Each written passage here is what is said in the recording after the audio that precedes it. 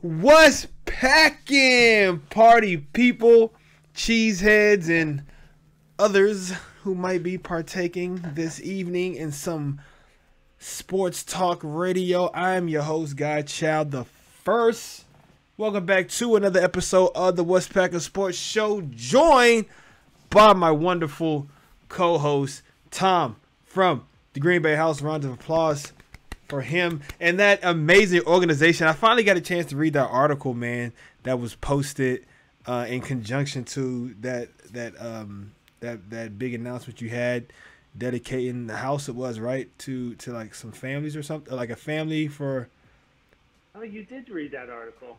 Yeah, man. No, it was pretty cool, man. I was like, wow. I was like really proud of you, man. I was really proud of you. I was like, wow, this is a good dude here, man. This is a good dude, man. So I appreciate you, man. Appreciate you again joining me. Like I said, I'm grateful to have someone who can at least appreciate what I have to say, even if it's crazy sometimes or just almost even nonsensical. But when I first started the show, I always said I like to base things in facts, but this show is all about my opinion. You know what I mean? So sometimes, you don't have to always agree with it. But I appreciate you nonetheless for rocking with me. Episode 33. A little bit of a teaser last week. We had blue microphones all week. We had blue headsets all week, man, trying to figure out what was this. Tom said we had a switcheroo. Who I think I know who it was. I'm thinking it's Amon Green. William Henderson. You're absolutely right, man. William freaking Henderson, man. He was a load too, man. We were talking about fullbacks a couple weeks ago, weren't we? We didn't bring him up. But yeah, man, William Henderson, he was another throwback. Yeah, he sure did. He sure did. Now, very interesting that you bring up Amon Green, because when he came back for his second stint with the Packers, he did wear number 34. Okay, I knew he switched it up. Yeah, I forgot about that. Which one do you like better, 30 or 34? I mean, 30 is where it's at. Dope? The dirty 30, man. Dirty 30. Have it. Lots to get into, man. Episode 33. Today, fallout from the Deshaun Watson chaos. Aaron Rodgers bearing his soul for the entire world to pick at and criticize and judge. That was heavy. I got through the whole thing. I can't wait to talk to you about it. Man, I got like 15 minutes left. I didn't get through the whole thing. I watched the first, I got to the first 20 minutes, kind of how you did, just so I could at least give, a little bit of feedback. I'm probably going to watch the whole thing in its entirety, on stream. That's kind of like what I was thinking. I might, watch it on stream, and kind of react to it. You know what I'm saying? I like to do the live kind of reactions to what's going on, and kind of just give my raw, visceral, oh man, I think that was BS or whatever. You know what I'm saying? So I like to do that. As we said at the top of the show, man, Aaron Rodgers was on the Aubrey somebody show today, and they talked about a lot of different stuff, man. Talked about a lot of different stuff. He had an opening monologue, which I wanted to play. I'm gonna play this opening monologue. Talk so much about mental health. Marshawn Lynch had a classic kind of retirement press conference talking about taking care of your mentals, and we talk so much about mental health. And to me, one of the core tenets of your mental health is that self-love, and that's what ayahuasca did for me. It was help me see how to unconditionally love myself. And it's only in that unconditional self-love that then I'm able to truly be able to unconditionally love others. Mm-hmm. And what better way to work on, for me and this is my own belief, but what better way to work on my mental health than to have an experience like that? I mean, the greatest gift I can give my teammates, in my opinion, is to be able to show up and to be someone who can model unconditional love to them. Yeah, I mean, obviously it's important I play well and show up and lead and all that stuff, but, you know, they won't care about what you say until they know how much you care.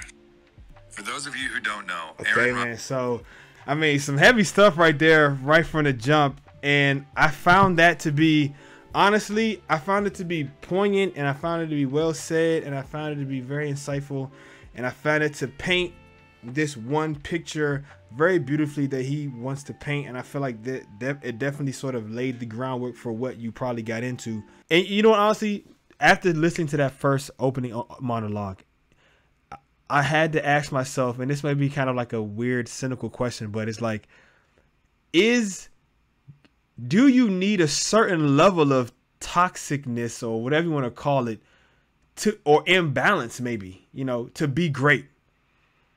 To be like, you know, because I remember when I was like younger, like in college, like high school, or even like kind of early college years, and you know, and we've now since got more information on Michael Jordan and what he was like after The Last Dance, and you know, he even said it. I love that quote. You know, he said, like, people say I was a bad teammate and all stuff, but like they didn't win shit either. You know what I'm saying? Like they didn't win. No one else accomplished what we accomplished. So, you know, yeah, I may have been a kind of a big asshole and a dick, and you know, just downright some of the stuff he was doing to people was just kind of fucked up. I mean, honestly, but it's like you can't argue with the results. That's what's interesting is you look at that interview, and granted, it was only, you know, a 2.5 hour interview, but you know, probably the longest.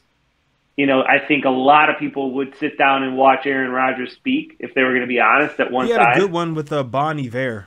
About a couple of years ago. Yeah, he had a really good one. This was at the Packers facility. It was about maybe not quite as long as this, but definitely over a half hour, I think. But I think it's safe to say, you know, what was fueling MJ versus Aaron might be two different things. Totally different, at the end of the day. You know what I mean? Totally different. And I mean, and to be fair, when he was talking about how when he was younger and in high school and in college and when he went to Butte, he was talking about he just kept talking about his focus over and over again, his focus. And I'm just saying, like, I don't see that focus anymore. And I'm not saying that's a bad thing. I'm not saying it's a bad thing, but to me, it's great for Aaron the person. And I think there's going to be a lot of good stuff to come from the interview. And I think there's a lot of stuff that we are on the same wavelength about. But like I said, I wonder if all of this positivity, like, or just this place he's in, I think it may be too healthy for I think in order to dominate really and to like have that edge that you need to go 6 straight or win 7 Super Bowls, or, you know, defy the odds and crush your opponents. And I think you lose a bit of that edge when you do ayahuasca and you find yourself and you have all this unconditional love. I don't know if you can truly dominate the sport with unconditional love, because all the greats that I know, they had some effed up problems. You know what I'm saying? I mean, let's be real. From MJ to Babe Ruth to, I mean, maybe not Bart Starr, you know, but you know, for sure, man. It's in. I think and I'm kind of tongue in cheek serious. You know, I'm kind of tongue in cheek serious, but I want to see what this. I think it's been a journey over the last 2 years. I think to this point where he is now. So sure, I will give him the benefit of the doubt and say that this person that we're going to see this season is going to be maybe the best version of himself. Does that make him the best quarterback? I can't say.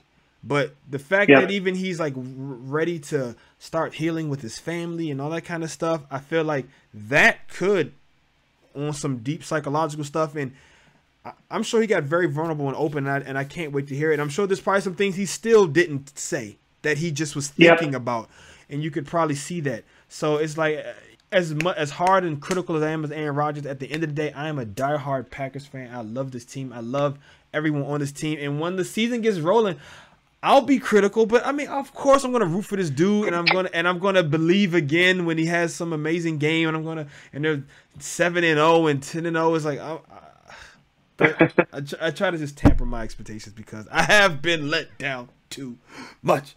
Okay, look, man, that's the first segment in the books. Pretty good job. We man. killed it. We did a good. We killed it. Clap it up for us, man. Look, let's run a quick 1 minute. Can I run this 1 minute ad break? If I can run this ad break, yeah. Bam. All right, man. So look, let's talk about some of this Deshaun Watson fallout.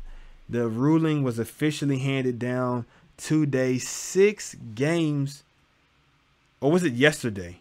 Was it yesterday? I think Monday, right? Oh, today's Wednesday, man. All the days just blur.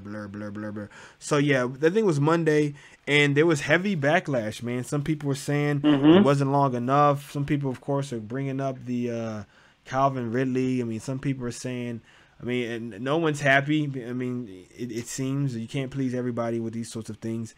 But I was shocked today when I saw that the NFL is going to file an appeal against the judgment of 6 games to try to have him suspended for a year.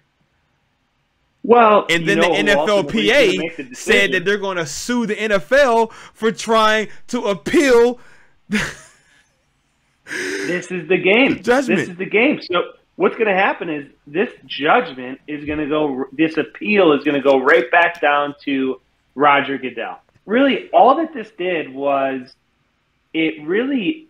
And it's kind of a genius scenario for the NFL is instead of Goodell being the one responsible for the decision and then him being the one to face all the backlash, the NFL has basically set up this arbitrator to gauge the public outcry of whatever it's going to be. Yep. And then react accordingly by either appealing or not appealing based on how bad they think the backlash is going to be back on the league. And isn't that so disingenuous?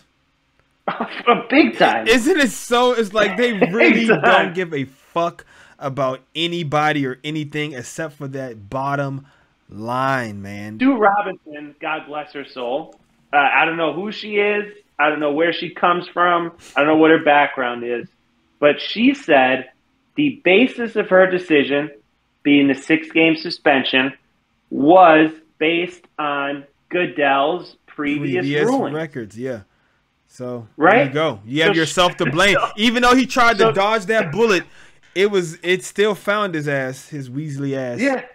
Yeah, and the funny thing about it is they had it was a woman judge, right? So it's like you would think they probably thought that was going to sway it in the favor of the, you know. So she comes in, she says, hey, you set the precedent. I'm just following what you've done in previous instances. Obviously, there's a public outcry. People are appalled. It looks terrible. And now the NFL can come in on their white horse and say, yeah, we told you it should have been more severe. And then they can appeal. It's going to come down to Goodell, and it's going to be a whole lawsuit. That's how this is going to end up. But it's I mean, ultimately, but what happens in the meantime? I mean, does he just play? I mean, but I guess he's 6 games. He's got to sit. So I guess they got those 6 games to figure it out. They'll try to get it done, and if not, I mean, I guess he plays, and then if something happens, they'll suspend him again or something. I don't think this is going to end up anytime soon. It's probably going to carry through the season at a minimum, I would think. Yeah. I mean, how long does it take just to get to this point alone? Let alone now you got to go through this whole extra process, which is crazy. But, I mean, you know, kudos to the NFL for finding a way to essentially sidestep and spin move right out of taking any accountability at all. Passing that in these baby. Decisions. Yeah. In these decisions. And being able to basically come in reactively to the public perception and then make a decision after the fact. It's really genius. So, I mean, you know, and I'm not really sure, man. I mean, and to be honest, I didn't really look. I didn't look all the way into all of these cases and everything. I mean, I know it's 60 women, and some people are saying that alone is just, I guess, says volumes. But I mean. I don't know how the investigation went or like how they didn't find it was enough evidence for a criminal conviction. Then, you know, the most of them settle. And this is the thing I said. I was like, but I guess it doesn't really matter, you know. If you don't settle and you take it to another arbitration, I'm talking about, you know, the girls now, and they don't take the money and they take it to trial. I mean, I guess nothing happens in a legal sense, but at least you kind of someone else, a jury says, hey, you know, we find this dude guilty. I mean, I don't know, like it is kind of a lose-lose situation. Well, I guess not a lose-lose, because I mean, you take the money and you just fucking, you know, like. I don't know, man. It's tough. And then 6 games. I mean, how do you think about it? What do you think? Do you think 6 games was enough? Do you think it could have been more? I mean, do you think she was right? Just like based on your track record, I feel like that's a good way to go about it. But she could have set a new precedent if she wanted to. So for sure. And you know, the only thing we can really do is, you know, it's like we find things to. Let's compare the sins of others to the last guy who was suspended, which is the unfortunate situation that we're in, but what everyone's going to do, and you're going to look at Calvin Ridley, who placed a bet on DraftKings and got suspended for a whole year. That's so ridiculous, you know, man. Jeez, on the other case, you know, Deshaun Watson, while it wasn't a violent sexual assault, he was very manipulative and probably intimidating and coercive to women in a way that, you know, a pattern of sexual deviancy. So here's the thing, man. So you actually like read into it. So he never did. I mean, did he ever like actually like put his hands on these women? Did he ever like try to like pin them down? Or I mean, like what was the worst thing to the extent? Like, was it? It was all just like basically asking them to do stuff. Yeah, kind of pandering them a little bit. Yeah, it was like not really violent, but you know, I think if you're a woman in that situation with a NFL athlete, I mean, you can't tell me that there's going to be a level of kind of manipulation, or maybe you're kind of, well, not physically, maybe mentally. Physically, somewhat, I mean, I can see being maybe physically intimidated, but. I don't know. My whole yeah, I mean, look, yeah. It's tough. I feel it's like very tough. Let me just, okay. It can be tough. It can be tough, man. Look, I'm not really sure what's going to happen next. I mean, I kind of have a feeling that, I mean, sometimes you do win appeals. I wonder what the success rate is on appeals, and I guess it depends on what kind of appeal it is, but, I mean, so you think it's pretty much just a slam shut case, like he's going to get more time, or do you think it's possible he could just stick with the 6?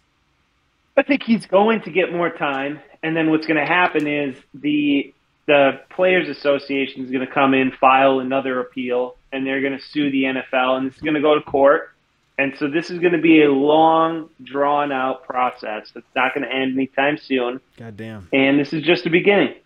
And it could be like a year. It could be like a year before they figure this out. And this is why the Browns are a goddamn. They suck, man. What a terrible decision. I mean, I get it if you don't think Baker Mayfield is your quarterback, but Jesus, I mean, go get Jimmy G.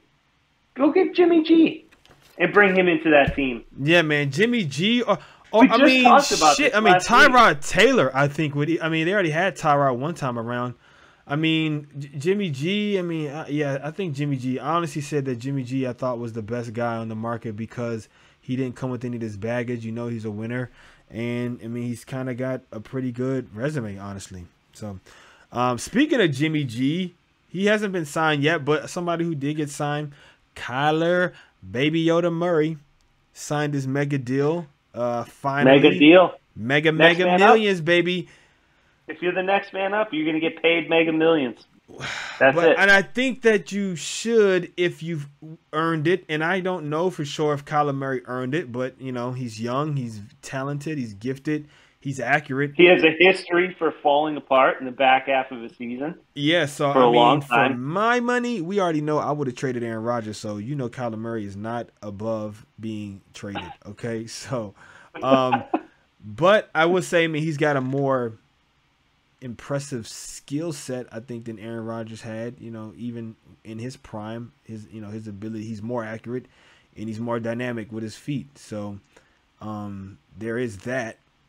But ultimately, he got what he wanted. He got the bag. Now, this interesting part about it at first when the news broke was this whole clause about him needing to spend 4 hours mandatory a day studying film. And, you know, some people were saying, you know, that was fucked up for that to leak.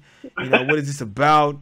And, you know, my initial reaction was, if this is a clause you feel like you have to put in the contract, that's the number one reason why I'm not signing this motherfucker. Honestly, if I really feel like I'm about to give you $280 million, what the fuck they gave him, $40-something million a year, or whatever it is like, and I feel like you're not studying enough and I need to tell you to study, I'm not going to sign you. And I have the other evidence, like you said, falling apart in the second half of the seasons, you know, being kind of on the smaller side. I mean, not being able to finish seasons. I mean, you know, so. That's like, you know, getting married and it's like putting a tracking device on your spouse's phone, right? Yeah. It's like you want to make a commitment, but you don't feel great about it.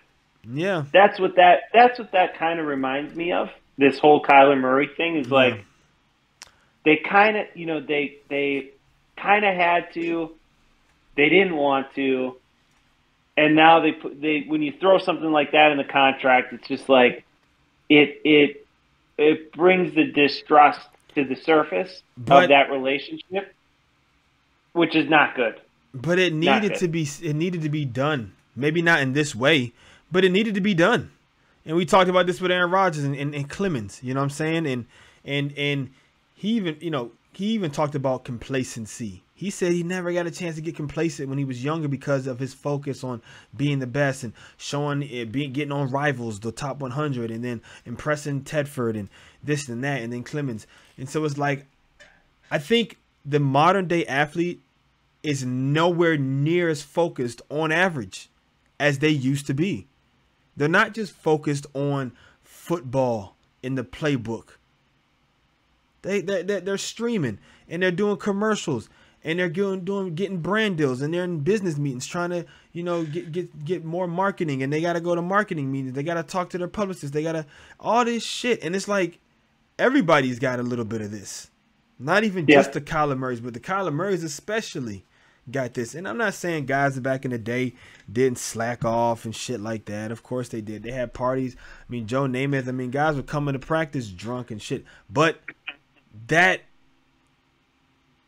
it was still more pure. Yeah. It was still a pure love. They wasn't still making a bunch of money. It was still a pure love of the game. And we're just some wild boys having fun. But guess what? On Sunday, though, it's time to get serious. There was no laughing and joking. There was no, oh, let's exchange jerseys after the game. There was no, hey, man, what you do? Maybe they might do it, what you doing after the game. Maybe that. It might be a let's go out, have some drinks, and talk shit, some more shit with each other. If, you know, I'm not saying you have to, like, really mutely hate these people, but you can't convince me that the game's not worse off for it. You can't convince me that, you know, these we've probably seen the end of these dynastic teams in the NFL. I mean, Tom Brady, he was the last one. He was the last of a dying breed, and I don't think we'll ever have three again. I don't even know if we'll ever have three again. Another team, you know, have a dynasty where they win 3 championships in a row, or even fucking in a period of 10 years. 4 or 5 years. I don't think it'll ever happen again, because it's just too much money. It's too much of a big business now. And it's just too many other distractions from these players. There's a lot of distractions, aren't there? I can't even imagine. And for better or worse. I mean, like, take Aaron, for instance, like the spiritual journey and going to see the Dalai Lama and doing Jeopardy. Like, I mean, some of this, like, and some of the stuff isn't necessarily bad, but it's just like, it's just not football. You know what I'm saying? You cannot. I don't care if he was fucking rescuing people trapped in the fucking coal mines. It's like, it's not football. Whatever you're not doing that isn't football is taking away from your performance in football. because your focus isn't narrow. That's how you got to be the best.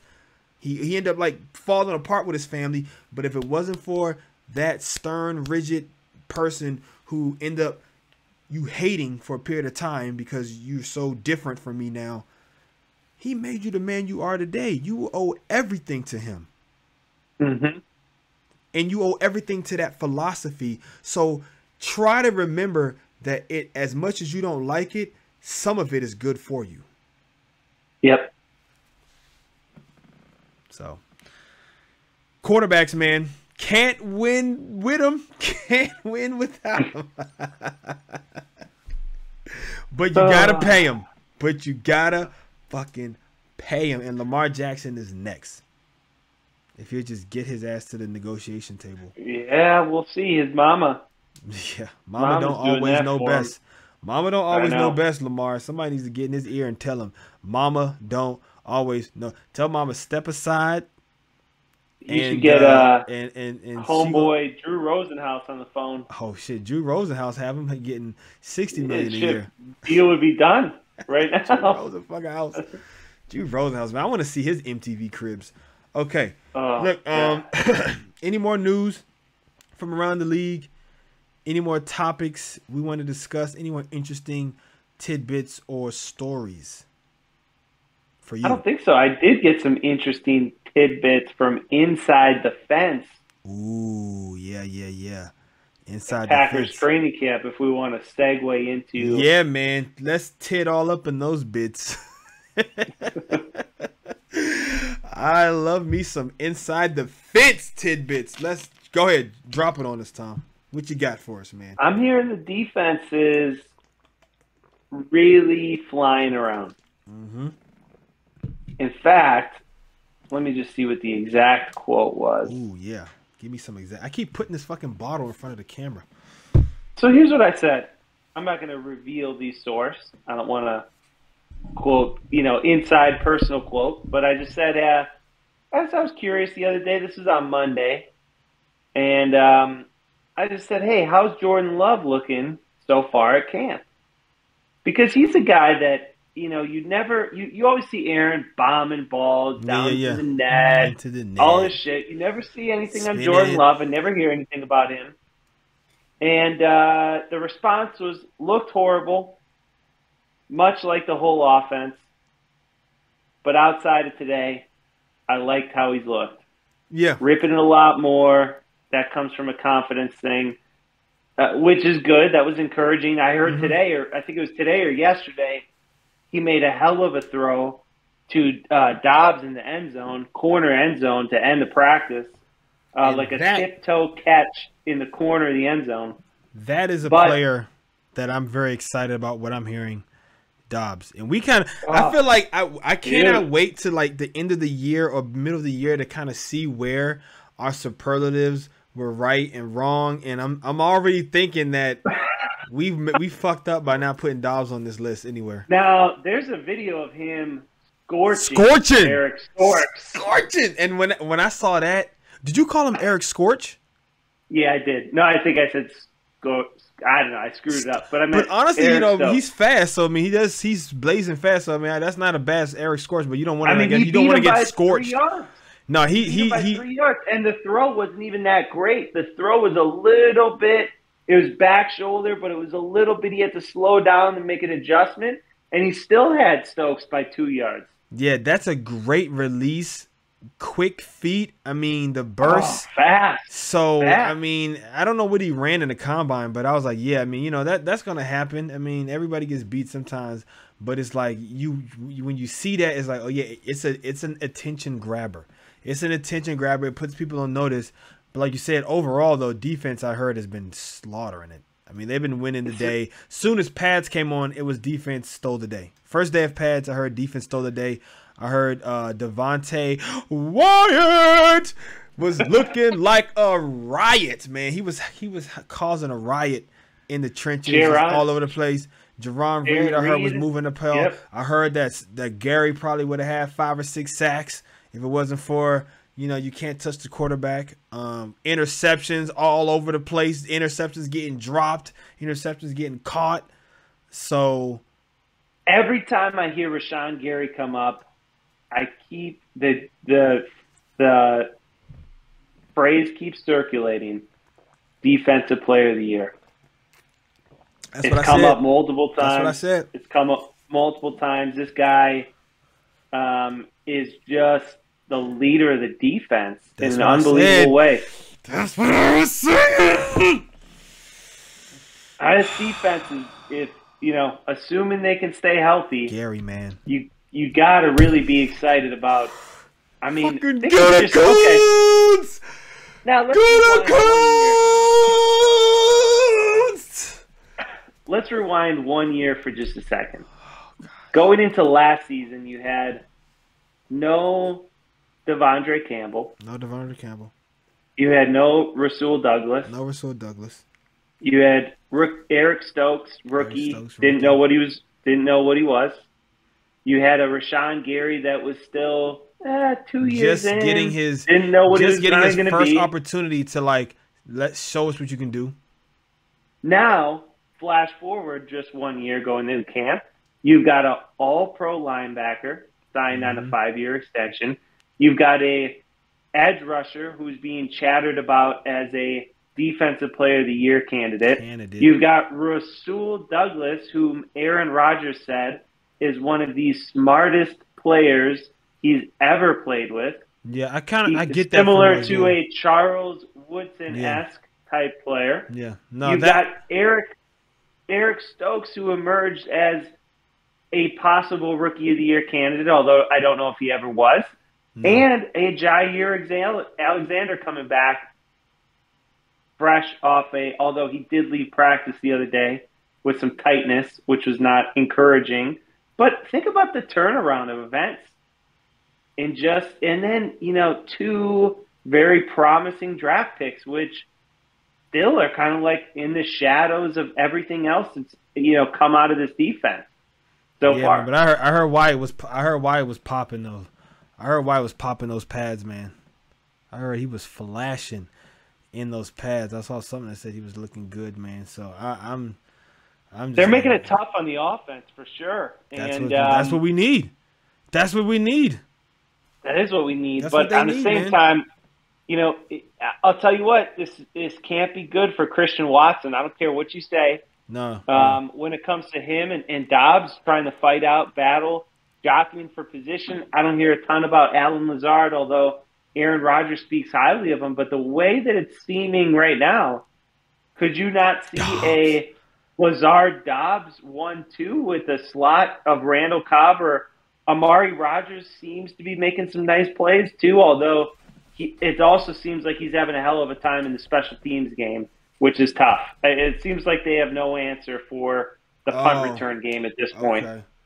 He's not producing. When you said hell of a time, I thought maybe you meant like he was doing well, but you mean like he's not producing. Sounds like Bisaccia is ripping people. Man, my God, I fucking love it. I fucking love it. There was a reporter that was talking about one of the special teams reps, and I think that. And it may have been Amari Rodgers, like you said. It was. Mm-hmm. And he fair caught it, and he said, "I don't want no fucking fair catch." And everybody was like, "Whoa, all right, sir. Tell me how you really feel." And that's what the fuck I'm talking about. And even in the press conference I saw from 2 days ago, LaFleur called it we fence. He called it we fence. And he was saying special teams, and I've heard different things, but now that LaFleur is calling it we fence, that lets me know that he has been thoroughly impressed with Bisaccia and is fully brought in. And it's like now everybody got to call that shit we fence. They're going to start saying we fence on ESPN. Can you imagine when the fucking Packers are the ones blocking the punts, and they're the ones returning kickoffs for touchdowns, and they're the ones running fake plays and picking up big yards, and Crosby throwing touchdowns, the big dog on whatever, you know what I'm saying? Like crazy stuff Bisaccia comes up with. And it's like they keep talking about we fence. I mean, this could literally change the NFL. What if Rich Bisaccia and the we fence just catches on like wildfire, man? And it's almost like beamer ball.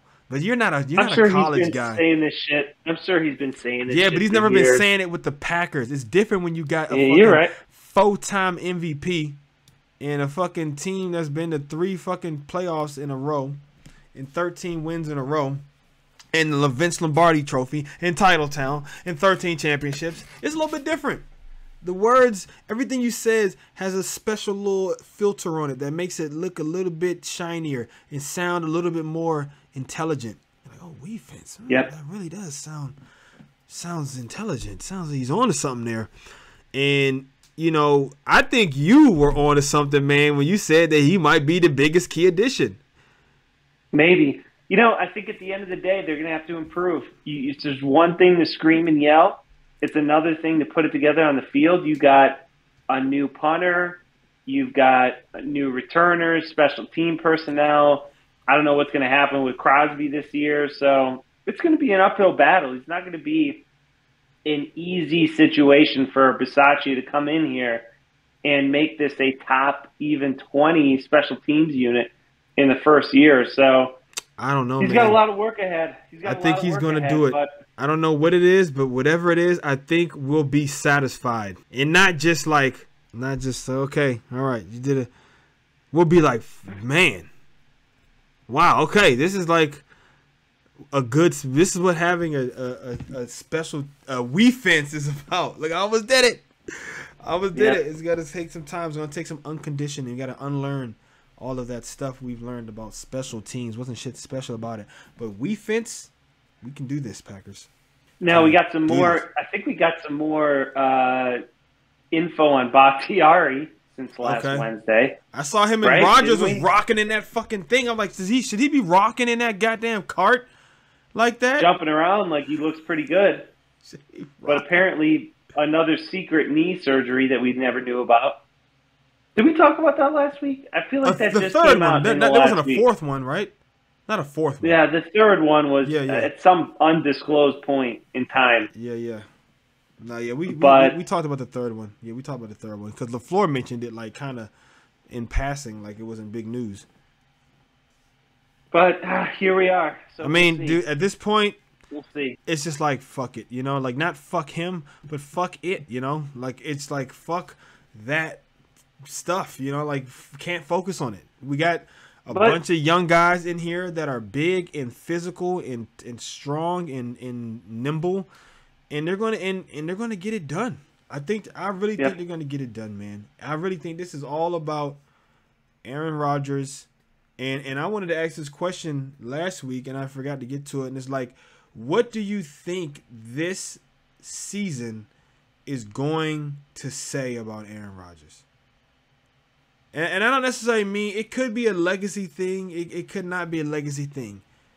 But off the first top of my head, I thought we're going to really see if we saw what he can do with Adams and this and that. But it's like, I still believe one of the marks of a truly great quarterback is the ability to elevate others around you. Now, just because no one knows who these people are and no one's giving them any credit doesn't mean that they're not any good or they don't have any potential.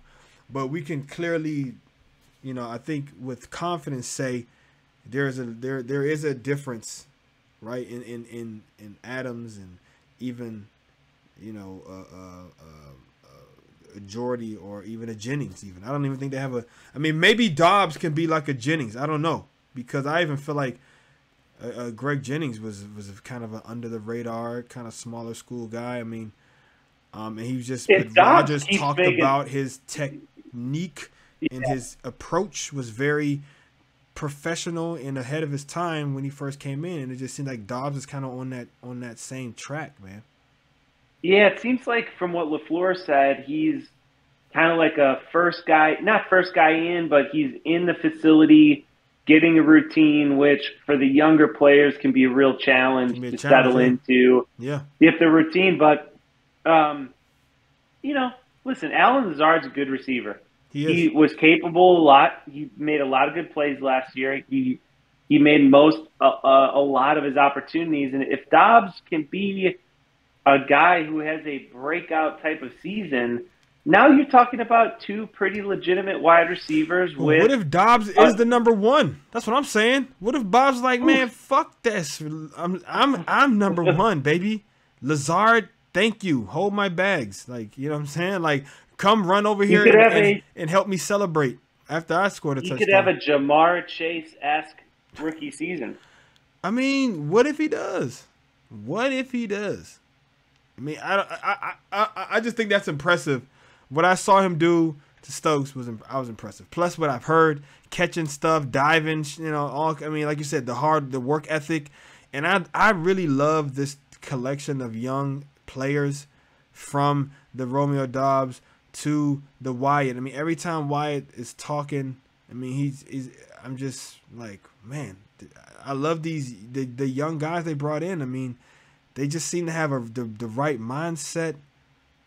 I mean, and especially the guys that I love the fact that Quay and Devontae are like championship. They just won a championship, so they're like hungry for like more of that success. You know what I'm saying? And they're kind of bringing, oddly enough, they're kind of bringing a championship mentality to this team. I mean, these young guys are infusing it with this new life of like hunger. And it's not just like, oh, we're happy to be in the league. Oh, we made it to the league. It's like, fuck that. I went to Georgia. We had 15 people in the first round get drafted. We just won a national championship. I feel like I'm already probably one of the best people in the NFL. Yep. I'm not just happy to be here. I'm not just happy to be a Packer. I'm not just astonished at Lambeau Field and just soaking it in. Fuck that. Where the Super Bowl at this year? That's what I'm trying to soak that in. I'm trying to soak that stadium in the Super Bowl when we come out that tunnel, like, and just the attitude, man, the way that they talking about, Stokes was talking about having Quay and having Devontae out there and just like being able to play with those guys, and it's like this, just the little communication, and you know what I'm saying, just love it. Always like they know how to like keep that energy up, and it's perfect because it's one at each level. You have somebody in the secondary, somebody in the middle, and then somebody up in the trenches, and just like, man, it's exciting, man. It is. But it's also like, I don't want to be too excited, but fuck, man, it's exciting. It is exciting. And is Rodgers going to be able to just spread it around, man? It's like, just spread it around. Don't even get stuck on Dobbs or Lazard. Just spread it around. There's enough guys with enough going on that it's going to be people open. They know how to get guys open. Mm-hmm. Guys are going to be open, man. It may not be like, Adams was open, but, just move those chains, baby. Listen, you needed one of those guys to step up, and if Dobbs can be the guy, then you're in a good spot. You don't need two of those guys to be great, because you didn't have two great wide receivers last year. You had a guy that was great, and you had a guy that was emerging, or a couple of emerging players. So if you can get a very good Lazard who can make plays, and you get a very good Dobbs to over-exceed expectations, then you're in a really good spot with a guy like Randall Cobb, who is consistently available all the time and reliable all the time. And I think for me right now, one of the big stories is, I think honestly Randall Cobb becomes more valuable when he is like just the guy, like just like just forgotten, not even really forgotten about, but it's just like, you got these two big 6 whatever guys running around, jumping, leaping, and it's like, you just forgot, Cobb just right here in this little nook right here, boom, give it to me, let him turn around, make a little play. I mean, he was effective in that role for a long time. I think he can still be effective in it again if he's not. Christian Watson needs to find a way to get back on the field. I know, I forgot all about him, honestly. You cannot get these reps back. And if he goes through 2-3 weeks of training camp and preseason without being on the field, I just don't see him being a significant piece of the game plan for the entirety of the season. But I think he will. He'll still get a chance because there is no established person right now.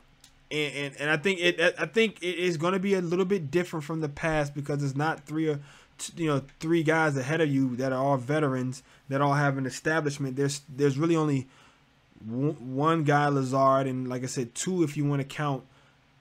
If you want, you're going to get a lot of three wide receiver sets or Aaron Jones lined up outside, or a situation where Bobby Tonyan is out there and they put two tight ends on the field. I just don't see much.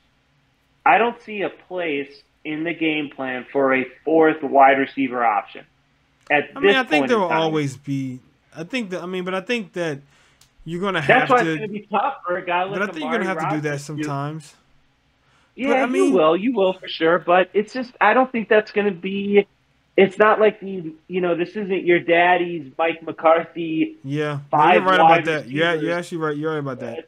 It's just not the game plan anymore. So they're going to go predominantly with three guys, and I think that's why, unless Amari Rodgers is flashing, it's going to be tough for him to beat out Cobb, who is a similar guy with a similar build and skill set. But don't you think there'll probably be more rotation this year? Do you think there'll be more rotation this year? Like guys get more opportunities to even. Last year, you just never saw Rodgers at all. So I don't know. I don't know in what capacity. Wasn't last year his rookie year though, right? Him this year. Last year was his rookie year though. Yeah. It was, but I just don't know where he fits in. I still think he is just much too similar to Randall Cobb as a player. He's just got to outwork him, man. He's just got to outwork him. You're younger, faster. I know. Come on, man. You just got it, man. Just keep. Not outwork him. I think it might be hard to outwork a guy like Randall Cobb because that's one thing he's going to bring. That's probably the best thing he's bringing to the table is his work ethic at this point. You know what I'm saying? And just his professionalism. Supposedly Amari Rodgers is down like 15, 16 pounds. I know. He's been working his ass off on his physical. But, you got to be working on the fucking plays too, man. You got to be working on the plays. We'll see. Man. Yeah, we will see, man. We will see. First preseason game next week. I'll be up there next week. First preseason game I'll be next up week. there for that preseason game. Yep, run around. You gonna be in the state? You gonna go to the game, or you just gonna be out there for the practice? I'll be up in Green Bay for the first preseason game, which is an away game. Then I will be at that's right. Co-practice the next week. Then I will be at the preseason game on Friday the next week. So I'll have a lot of insider scoop for you. Okay, so the first game is on the road against the Saints. Against the 49ers. Okay, the Niners are first. Okay, then the Saints are second. I thought the Saints were the first game, and that was a joint practice. So 49ers first on the road, then the Saints at home. All right, but family night is this week, right? Family night is this Friday, right? Yep, Friday. What's that like? Do you go to family night? You've been to family night before, or no? No, it used to be cool back in the day. It was like a real game. They used to play like a real game. Yeah, I remember that. I remember family night, and then someone got hurt. It's fine. Yeah, it's like. It's a good opportunity for people to go up there for like $5. So I get it. It's fun. They put a nice little firework display on and the whole thing. And pack it out, man. Gets packed, huh? Yeah, it'll be fine. But I think it's a good kickoff to the summer. Yeah, it's a great little summer kickoff. I think that's a great way to put it. Like the season kickoff, yeah. But there's a lot of I don't know. Last thing I would say. Just my love the fact that they're riding bikes now again. Yep. That that would have been an easy thing to just cancel entirely, like so many things in COVID, where I think people just used it as an excuse to get rid of shit that they didn't want to do. Yep. And to be honest, there's in the back of my mind, I didn't expect the Packers to bring that back just because I felt like it would have been an easy excuse for them not to, and I'm really surprised. Do you think though, if that was the case, there would have been like a real outcry and a outrage? I don't know. It kind of snuck up on me. It kind of snuck up on me because I really hadn't thought about it. I know last year they didn't do it because obviously they were still in like hefty protocol, and then everything went kind of was lifted this year, and so I really didn't. It kind of just caught me off guard. It's been 3 years since they really did that, and I hadn't really given a lot of thought, but you know, seeing the pictures and a lot of people posting on Instagram and you know, watching them interact with players and like AJ Dillon's out there and you know, LaFleur's riding bikes around. LaFleur rode a bike. Man, so is this one of the better? I mean, do the Packers really have the best traditions in sports, especially football? I mean, from the Lambeau Leap to the bike ride. I mean, I think until you come up here, and which you will understand once you come into town, I don't think there's a place with the storied history quite like there is Lambeau, in the sense that even like the Cowboys or the Patriots, or you know, I saw the Bills are about to build a brand new stadium, and all these teams, you know, the Falcons and they just, you know, the Packers have been in the same turf for, you know, since the 1960s. I mean, we're talking about a stadium that's been there. You know, it hasn't been bulldozed and moved downtown, and it hasn't been. It's relatively unchanged. Well, there's some things that have been developed.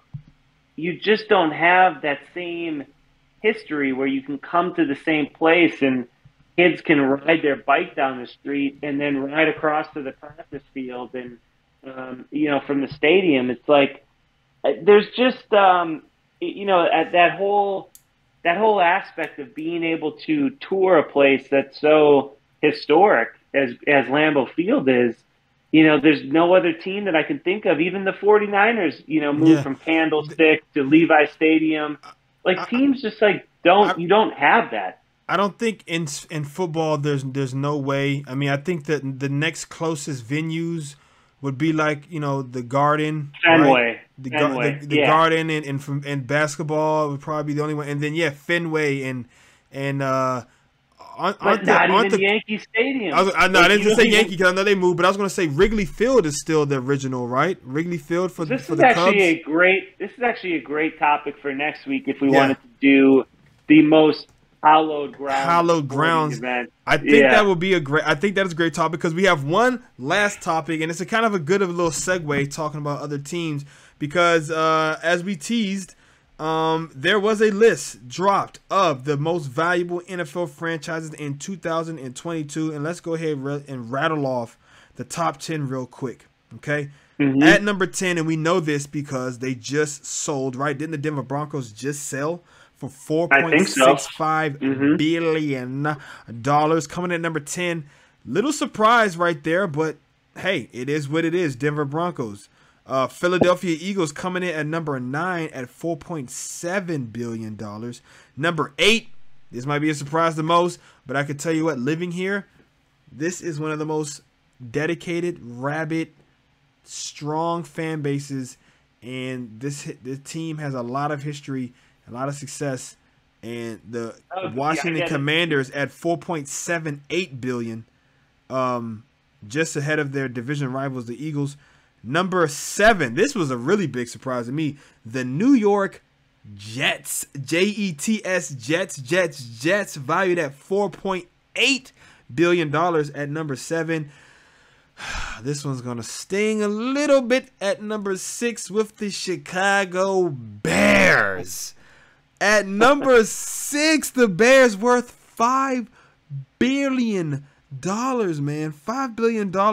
And then we have four other teams in the $5 billion range. San Francisco, New York, New England, and the Los Angeles Rams all coming in through the 5 through 2 at $5 billion. The Rams $5.9 billion, so just under 6. Wow. And at the top of the hill, standing all alone, comfortably, as the most valuable franchise in the NFL, Jerry Jones and his Dallas Cowboys, $7.64 billion.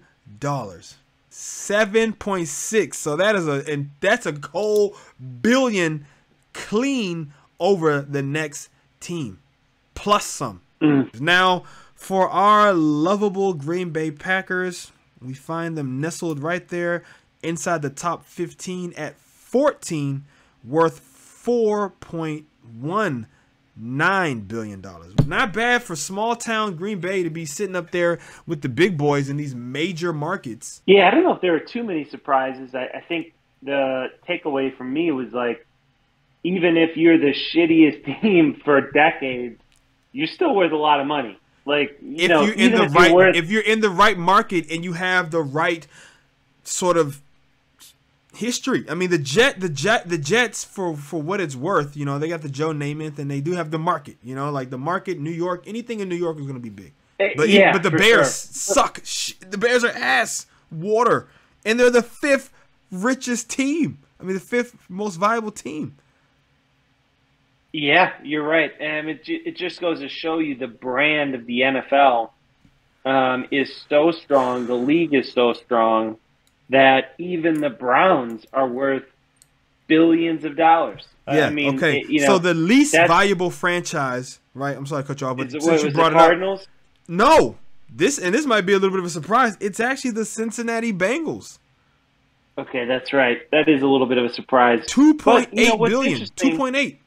Still 2.8. If I look at the NBA team values, I was about to say that. You know, you're talking about only 3 teams that are in the 5s: the Knicks, Warriors, Lakers, and then the Bulls at 3.65, which I think that 3.65 number is equivalent to like the bottom end of the NFL. That would be 3.65 would be just over the Los Angeles Chargers at number 16. Okay. So they would be the 16th most valuable. So what was the most valuable franchise? The Knicks at $5.8 billion. Wow, more than the Lakers, huh? That's what it says. The Lakers just won a fucking championship this decade. Think about the Bulls and all of the history there. And they come in basically in the mid-range of the NFL. Like, how is Chicago so valuable? Like, what is it about Chicago and the Jets that is so valuable? I mean, everyone else kind of makes a little bit of sense. Eagles, championship recently. You know what I'm saying? Diehard, craziest fans probably. I think Philly's probably got the craziest fans. And I don't mean in a good way. I mean like in a bad way. But for their team, yeah, they might be the most insane fans of any franchise. San Francisco, yeah, I mean, one of the most winningest franchise, Hall of Famers, success recently. New England, of course, I mean, that speaks for itself. The Giants, same thing. Super Bowls in this century and shit. You know, you got some of the greatest players. I mean, fucking, you know, and it's New York. Those all make sense. But, I mean, the Rams, I mean, maybe the Rams is kind of a iffy one. You know what I'm saying? Like, if the Rams can be number 2 with... That was interesting to me. You know, yeah, they have a Super Bowl, but I mean...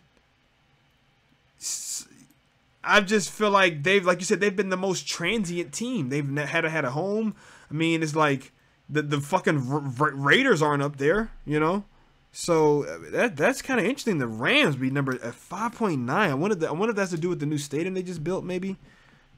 Does that include some of it, some of the value? That new stadium? It's interesting. Yeah, it's got to be. But, yeah, man, you know, Jerry Jones, they're killing it down there. They always have. It seems like they always will. How would it be, you know, I'm sure there's a lot of factors that come into the value system. You know, I'm sure there's a lot of things that I can just think of how many events and how often that stadium is used as a venue throughout the year versus like Lambeau, for instance, where you may get one non-football event per year at the most. That's what they're trying to do. I think that's what That's what my man Murph Dog, Haji, that's what he's thinking. It's like, man, we got to crack this $5 billion. We got to beat the fucking Bears. That's the only time you ever hear a Packer say that. I think that, you know, everything comes into play there. You know, I think when you look at the Rams, and that venue, and I don't know. That's got to be just the venue. That's got to be more so the venue and the fact that it's in LA. Because it's Probably. like, I mean, but it's weird because the Chargers, and then it's like the Houston Texans, the fucking most recent team that we know of is number 11. The Houston Texans are worth more than the Packers. What the fuck? That's crazy. It's almost like, correlates, it seems, to big metropolitan areas. No, of course, that's what I'm trying to point out, because because every other team in the top 10, with the exception of the Jets and the Bears, have won a Super Bowl in this fucking century. You know what I'm saying? And had, Hall of Fame caliber players. So it's like the fact that Chicago and the Jets, as piss poor they've been as a franchise the last 20 years, the fact that they are still in the top 10 and worth $4.8 and $5 billion respectively is like, that is all about the market and the nostalgia. Those two fans, you could argue, might be the two most nostalgic fan bases in NFL. I mean, they hold on to that Joe Namath fucking guarantee. You know what I'm saying? 1964. Or whatever it was, 67, 64, or 65 when Joe Namath did that. The Bears, 1885. I said 1885. 1985. Fucking Super Bowl shuffle. Best defense ever. Like, those are the two. Like, I mean, those might be the two most nostalgic hanging on to franchises in all of football.